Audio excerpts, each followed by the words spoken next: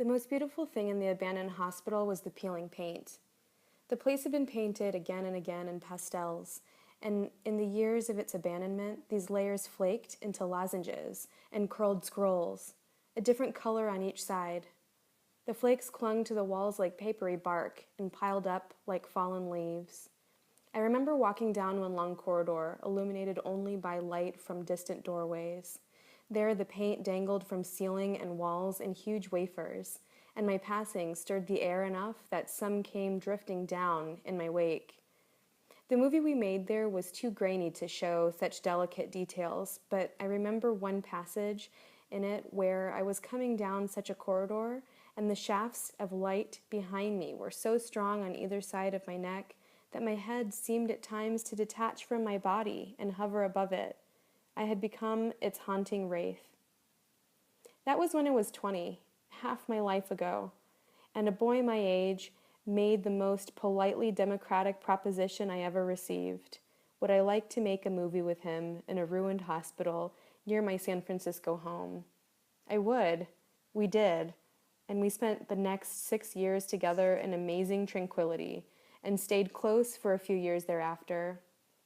He was one of those prodigies whose gifts didn't show up on tests, and a hardly literate mechanical, visual, spatial genius, more interested in problem solving, like engineers, than in self-expression and meaning.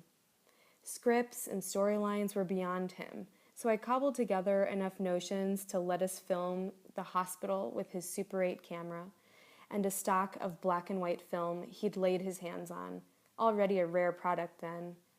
It was the early 1980s, and looking back, I can see that it was a sort of golden age of ruins. What is a ruin after all? It is a human construction abandoned to nature, and one of the allures of ruins in the city is that of wilderness, a place full of the promise of the unknown with all its epiphanies and dangers.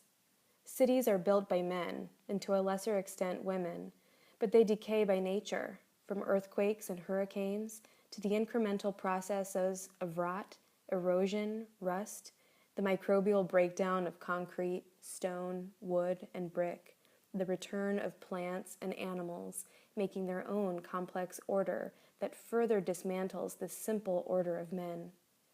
This nature is allowed to take over when, for economic or political reasons, maintenance is withdrawn. Ruins are also created by the vandalism, arson, and war in which humans run wild. Cities in Europe and the American South have been consciously ruined by war, but this country's north and west have fallen into ruin only for other reasons.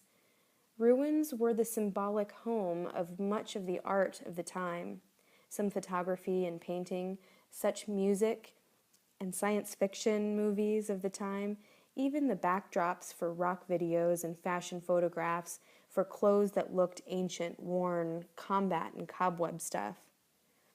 They were landscapes of abandon, the abandon of neglect and violence that came first, the abandon of passion that moved into the ruins. A city is built to resemble a conscious mind, a network that can calculate, administrate, manufacture. Ruins become the unconscious of a city, its memory, unknown, darkness, lost lands, and in this truly bring it to life. With ruins, a city springs free of its plans into something as intricate as life, something that can be explored but perhaps not mapped. This is the same transmutation spoken of in fairy tales, when statues and toys and animals become human, though they come to life, and with ruin a city comes to death, but a generative death, like the corpse that feeds flowers.